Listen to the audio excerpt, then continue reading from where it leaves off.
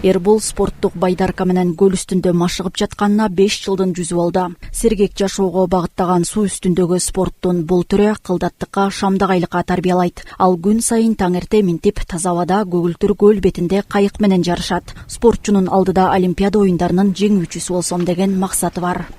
Ушул спорттун пайдасы негизи абдан көп.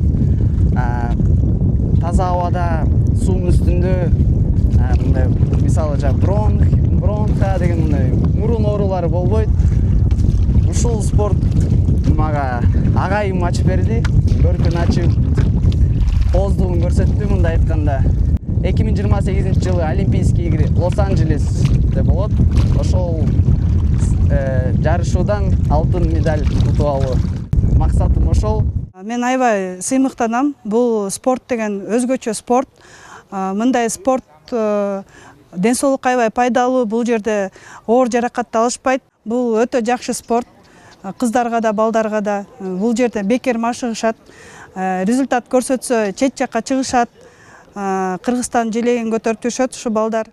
Кайык менен сууда сүзүүнү өздөштүрүүгө 8-9 жаштан баштап жаш өспүрүмдөр кабыл алынат. Аларга алгач сууда сүзүүнүн жолдору үйрөтүлүп, андан соң байдарка, тактап айтканда ичке жеңил кайыкка отургузулат. Кайыктардын салмагы 10 килограммга чейин жетет. Булардын коопсуздугун көзөмөлдөп, атайын тажрыйбалуу машыктыруучулар кызмат көрсөтүүдө.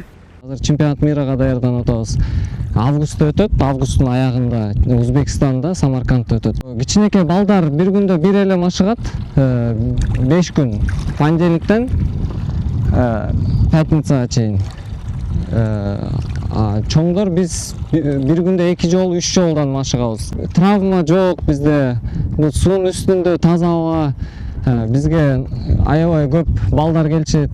Бронхис ооруп, өпкөсү ооруп, астма болуп ооруган балдар келип машыгып, айыгып кеткендер көп болчу да. Белгилей кетсек, спорттун аталган түрү Олимпиада оюндарынын программасына киргизилген. Байдарка спорттук, туристтик жана парустук болуп бөлүнүп, азыр көбүнчө спорттук түрү жайылууда.